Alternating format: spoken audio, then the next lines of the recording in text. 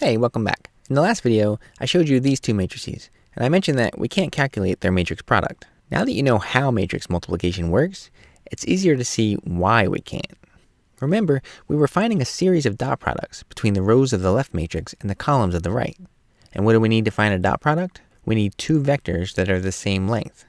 That means the rows of the first matrix need to be the same length as the columns of the second matrix. And what's the length of a row?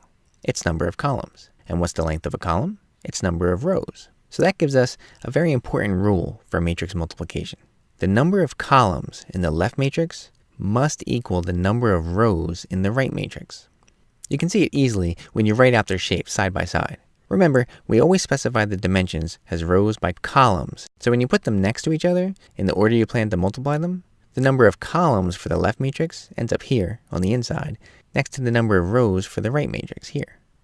If you want to multiply two matrices, these two inner dimensions need to be the same size. So we could find the product of this 2 by 3 matrix times this 3 by 2 matrix, because these two 3's are the same. Or we could find the product of this 3 by 2 matrix and this 2 by 3 matrix, because these two 2's are the same. And it might take us a while, but we could even find the product of a 10,000 by 300 matrix and a 300 by 6,000 matrix, because these two 300's are the same. Just remember, when you look at their shapes side by side, no matter what these outer numbers are, you can always multiply two matrices if these numbers on the inside are the same. And by the way, if those numbers are different, like they were in our original example, where we would end up with a 3 and a 2 in the middle, then you just can't multiply them. It doesn't work. Now let's take a look at these two examples. In both cases, their inner dimensions match, so we can multiply them. Notice how the numbers in both of these left matrices are actually the same. They're just arranged into a different shape. 2 by 3 versus 3 by 2. And likewise for the matrices on the right. But these slight changes in shape have a big effect on the actual results of these multiplications. Not only are the numbers in the answers different, the sizes of the answers are different. We get a 2 by 2 matrix in one case and a 3 by 3 in the other. This brings us to our second point about matrix multiplication. The answer matrix always has the same number of rows as the left matrix and the same number of columns as the right matrix. Again, you can see it easily when you write out their shapes side by side. This time, we're looking at these two numbers on the outside. The first one is the number of rows for the first matrix, and the last one is the number of columns for the second matrix. These define the shape of the answer in the same order, rows by columns. So multiplying this 2 by 3 matrix by this 3 by 2 matrix gives you this 2 by 2 matrix. And multiplying these matrices that are 3 by 2 and 2 by 3 gives you this 3 by 3 matrix. And multiplying a 10,000 by 300 matrix by a 300 by 6,000 matrix would give you a 10,000 by 6,000 matrix.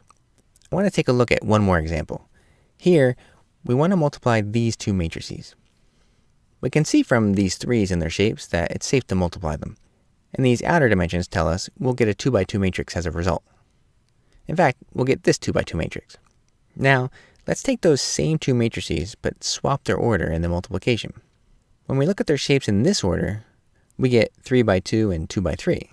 Those inner 2's tell us that we can safely multiply them in this order as well, but the outer dimensions tell us the result will be a 3 by 3 matrix.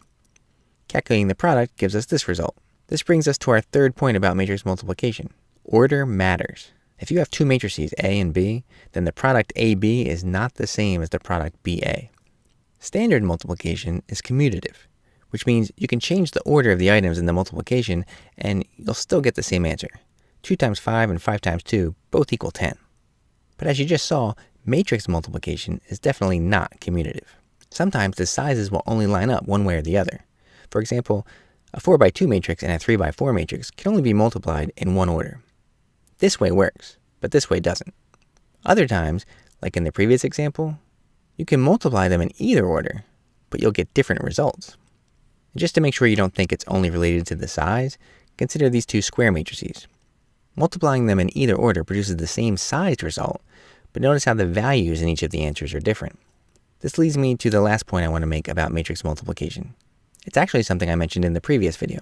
Whenever you multiply two matrices, you're actually dealing with the rows of the first matrix and the columns of the second matrix. But now it should be easier to see why that's important. If you're not careful, your dot products might combine the wrong elements, which would give you the wrong answer, even if the multiplication looks like it works. I'll go into that some more in the next video. So remember, when you build your matrices, organize your data into rows or columns, and then be sure to line up all your math appropriately. By the way, I know this was a long video, so I've listed out the main points you need to remember about matrix multiplication and included those in the class notes below.